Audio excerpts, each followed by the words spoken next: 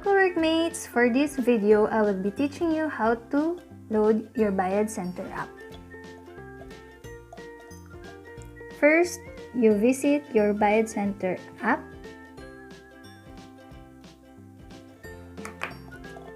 Type your username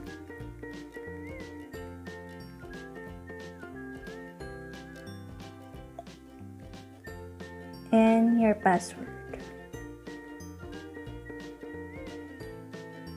Pagkatapos, you will be entering your MPIN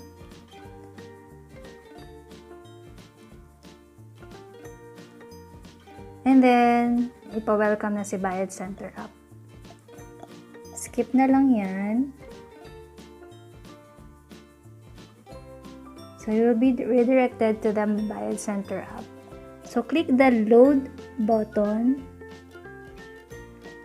So here are the funding methods for Bayad Center. There are over-the-counters, there are kiosks, and there are several banks for you to choose if you want to reload your Bayad Center app. In my case, I'll be using Banco de Oro. And then click the bank transfer or online banking. And then choose the amount you wish to load your Bayad Center app. So in my case, I will be loading my Bayad Center app with 2,500. Click done and then click the next step button. So please take note of the account number, account name, amount to deposit, and especially the reference number.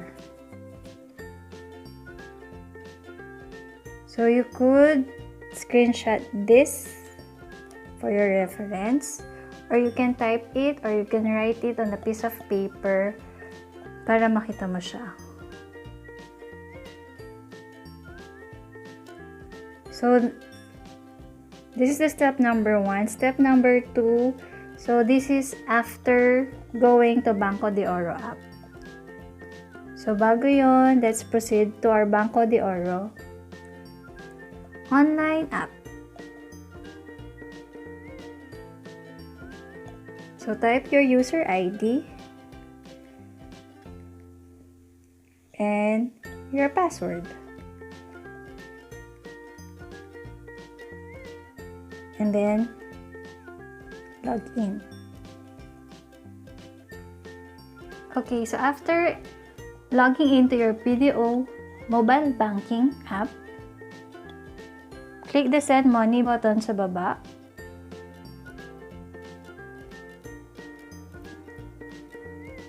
And then click to any BDO account. Click send from.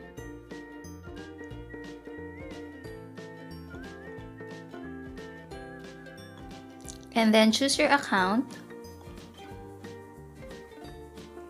And then type the amount.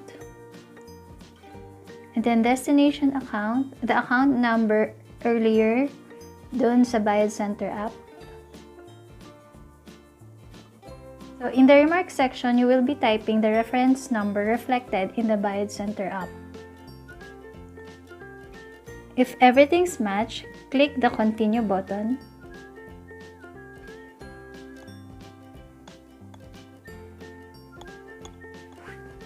And then confirm the details below and click confirm.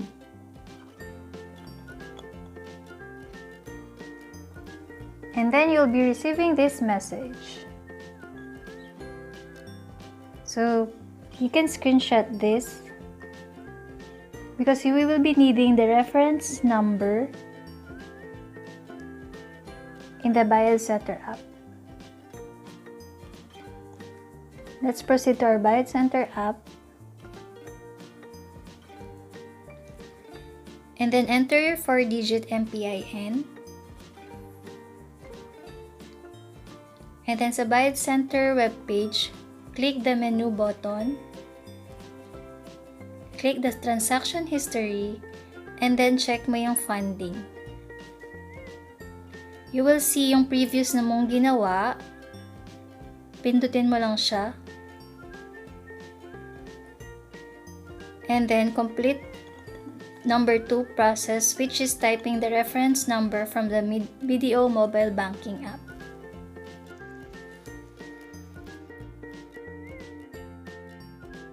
And you may optionally upload a screenshot of the receipt.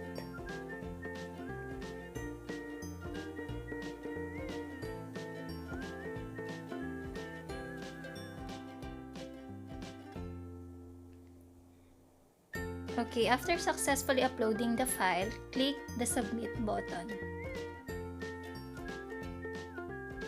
And then, you will be redirected dun sa funding page and the status of your transaction will be for validation. Okay, usually yung validation takes 24 hours, but once you receive SMS from Bayad Center regarding your transaction, automatic na maloload yung Bayad Center app mo. After receiving SMS from Bayad Center app, check natin ang account natin. Mag-login lang tayo ulit.